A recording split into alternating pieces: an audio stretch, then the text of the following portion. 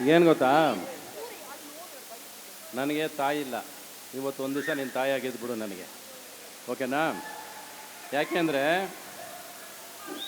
ನನ್ನ ಪಿಕ್ಚರ್ ಯಾವುದೇ ರಿಲೀಸ್ ಆದರೂ ನಮ್ಮಮ್ಮ ಬಂದು ನೋಡ್ತಾ ಇದ್ದಿದ್ದು ಈ ಥಿಯೇಟ್ರಲ್ಲೇ. ಇಲ್ಲಿ ಪ್ರಮೋದ್ ಥಿಯೇಟ್ರ್ ಇರೋದು ಇಲ್ಲ ಇಲ್ಲಿ, ಇಲ್ಲ ಅಲ್ಲಿರೋರು.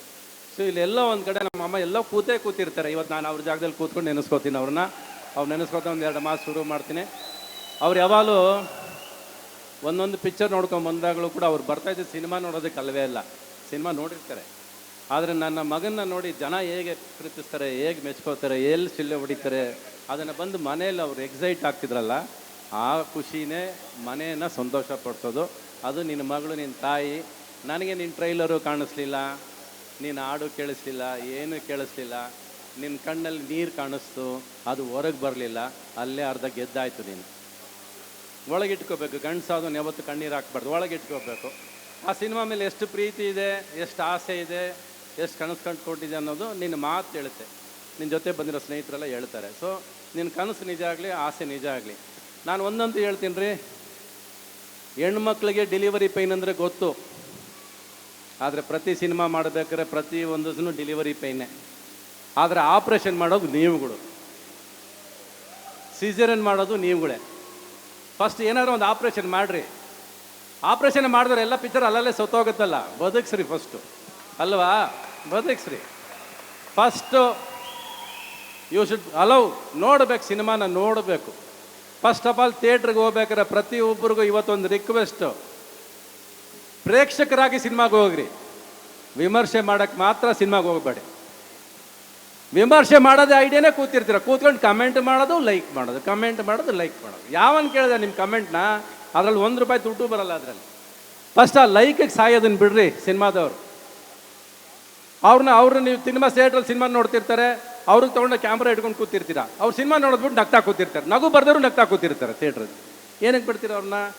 ಪ್ರೇಕ್ಷಕನ್ನ ಸಿನಿಮಾ ಥಿಯೇಟ್ರಲ್ಲಿ ಪಿಕ್ಚರ್ ನೋಡೋಕೆ ಬಿಡ್ರಿ. ಅವನ್ನ 2.5 ಗಂಟೆ ಅವ್ನು ಮೈ ಮರೆಸಿದ್ರೆ ನೀನು, ಅದು ಸಿನಿಮಾ ಆಗೋದು. ನೀವು ಅವನಿಗೋಗಿ ಪಿಕ್ಚರ್ ಶೂಟ್ ಮಾಡ್ಕೊಂಡು ಅವನನ್ನು ಆ್ಯಕ್ಟ್ ಮಾಡಿ, ಇವತ್ತು ಪ್ರೇಕ್ಷಕರನ್ನು ಕೂಡ ಆ್ಯಕ್ಟರ್ ಮಾಡಾಕ್ಬಿಟ್ಟಿದ್ದೀರಾ. ಥಿಯೇಟ್ರಿಂದ ಆಚೆ ಬರೋಂಗಿಲ್ಲ, ಬೈಕ್ ತಗೊಂಡೋಗಿ ಮೈಕ್ ತುರುಗಿಸ್ಬಿಡ್ತೀರಿ. ಹೆಂಗಿದೆ ಪಿಕ್ಚರು, ಹೆಂಗಿದೆ ಪಿಕ್ಚರು, ಹೆಂಗಿದೆ ಪಿಕ್ಚರು ಅಂತ ಏನು ಹೇಳ್ತಾರವನು? ಏನು ಹೇಳೋಕ್ಕಾಗತ್ತೆ ಪಿಕ್ಚರ್ ಬಗ್ಗೆ? ಈಗ ನಮ್ಮನ್ನು ಕರೆದಿದ್ಯಾ, ನಾವೇನು ಹೇಳೋಕ್ಕಾಗತ್ತೆ? ನಾವು ಚೆನ್ನಾಗಿ ಆಗಲಿ ಅಂತ ಬಯಸ್ಬೋದು, ಬಟ್ ಚೆನ್ನಾಗಿ ಮಾಡಬೇಕಾಗಿರೋ ಕೆಲಸ ನಿಮ್ಮದು. ನೀವು ಸಿನಿಮಾ ಚೆನ್ನಾಗಿ ಮಾಡಿದ್ರೆ ಚೆನ್ನಾಗಿ ಹೋಗುತ್ತೆ ಅಷ್ಟೇ. ನಾವು ನಂಬಿರೋದಿಲ್ಲ ಅಷ್ಟೇ, ಸಿಂಪಲ್ ಅದು. ಸೊ ಫಸ್ಟು ಪ್ರೇಕ್ಷಕರು ನೀವು, you should learn to deliver the babies ನಾವು. ಇಲ್ಲಾಂದರೆ ಪ್ರಯೋಜನ ಇಲ್ಲ. ಥಿಯೇಟ್ರಿಗೆ ಹೋಗ್ತಿರೋ ಬಿಡ್ತಿರೋ ಅಲ್ಲ, ನೀವು ಸಿನಿಮಾ ಒಬ್ಬ ಪ್ರೀತಿಯಿಂದ ಮಾಡಬೇಕಾರೆ ಹೋಗ್ರಿ ಫಸ್ಟ್ ಥಿಯೇಟ್ರ್ ಒಳಗೆ.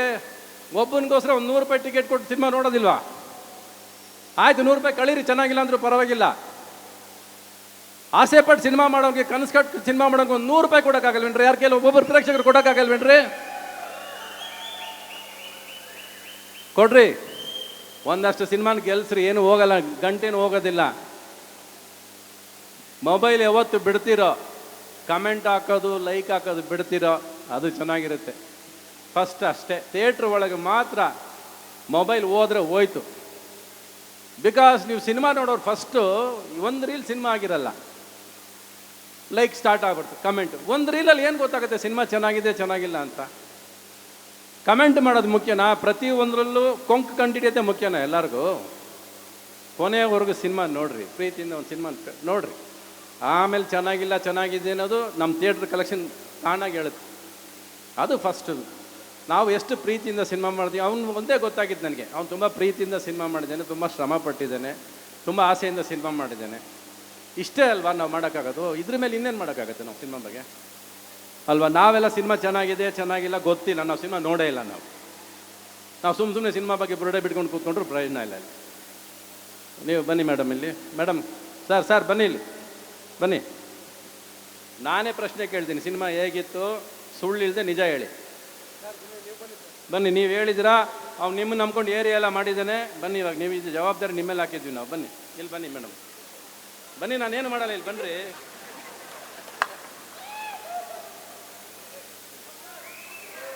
ಸರ್ ಮೈಕ್ ಕೊಡಿ, ಮೈಕ್. ಸಿನಿಮಾ ನೋಡಿದಿರಲ್ವಾ? ಹೇಳಿ ಸರ್. ಎಲ್ರಿಗೂ ನಮಸ್ಕಾರ. ನಾವು ಸಿನಿಮಾವನ್ನು ನೋಡಿದ್ದೀವಿ. ಎಲ್ಲ ಪಾತ್ರಗಳು ಅದ್ಭುತವಾಗಿ ಬಂದಿದೆ. ಸಬ್ಜೆಕ್ಟು ಏನು ತಗೊಂಡಿದ್ದಾರೋ ಆ ಸಬ್ಜೆಕ್ಟು ಭಾಳ ಅದ್ಭುತವಾದಂಥ ಸಬ್ಜೆಕ್ಟು.